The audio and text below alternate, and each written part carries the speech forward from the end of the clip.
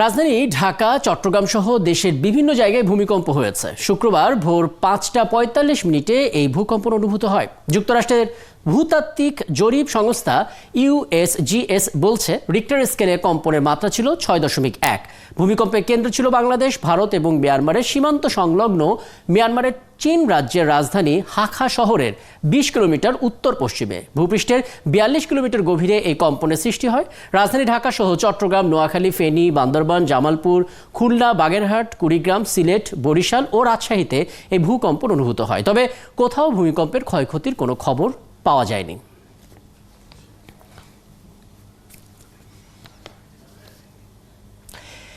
এই আলাপটি যারা দেখছেন তাদেরও অনেকের হয়তো ঘুম ভেঙেছে সকালে এই ভূমিকম্পের দুলুনি খেয়ে।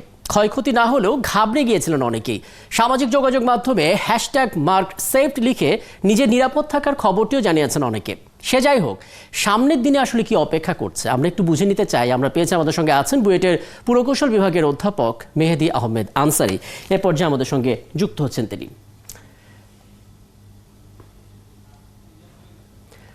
আমরা একটু অপেক্ষা করি। অধ্যাপক মেহেদী আহমেদ আনসারী, আপনি আমাকে শুনতে পাচ্ছেন? হ্যাঁ, আপনাকে আমন্ত্রণ জানাচ্ছি। দেখুন, এই ভূমিকম্পের কম্পনে শহর যতটা কেঁপেছে আমরা দেখলাম, মানুষের ভেতরটা আসলে বেশিই কেঁপেছে পুরো ঘটনাতে। ৬.১ মাত্রা।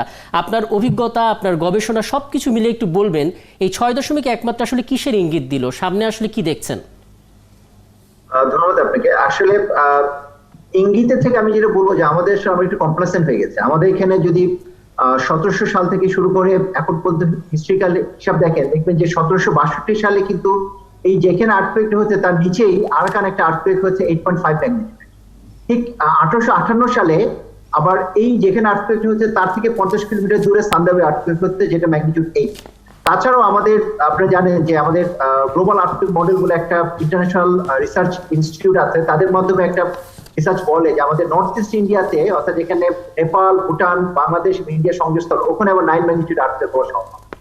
আর তাছাড়াও আমাদের যেটা আমরা বলছি যে মিয়ানমার থেকে উপরে একটা নর্থ ইস্ট ইন্ডিয়া পর্যন্ত যে বর্ডারটা, ওইখানে কলম্বিয়া ইউনিভার্সিটি একটা রিসার্চ বলছে যে ওখানে একটা নর্থ আর্থকুয়েক হতে পারে। আর এই যে 6 মাত্রার ভূমিকম্প এবং 7 মাত্রার ভূমিকম্পের মধ্যে ডিফারেন্সটা হচ্ছে 32 গুণ শক্তি। আমরা সাধারণত বলি যে একটা অ্যাটমিক বোম যদি এক্সপ্লোড করে সেটার শক্তি হচ্ছে একটা 5 মাত্রার ভূমিকম্পের সমান।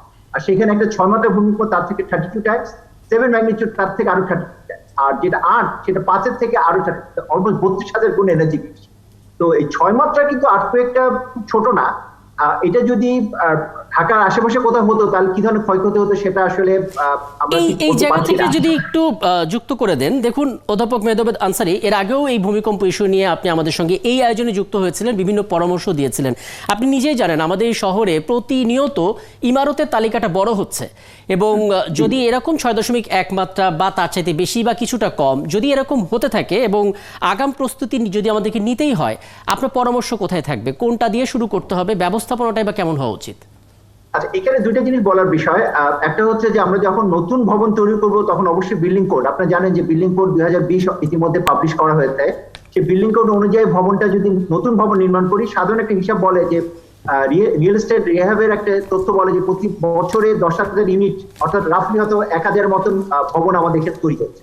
সেগুলা ঠিক মতন বিল্ডিং কোড মেনে তৈরি করা হচ্ছে কিনা, কোয়ালিটি কন্ট্রোল ঠিক মতন করা হচ্ছে না, কংক্রিটের এবং রডের, সেদিকে আমাদের নজরদারি বাড়াতে হবে। অর্থাৎ রাজুককে, যেহেতু ঢাকাতে রাজুকের নজরদারি বেশি, সেটা একটা দিক। কিন্তু অলরেডি ঢাকাতে কিন্তু ২১ লাখ বাসা আছে।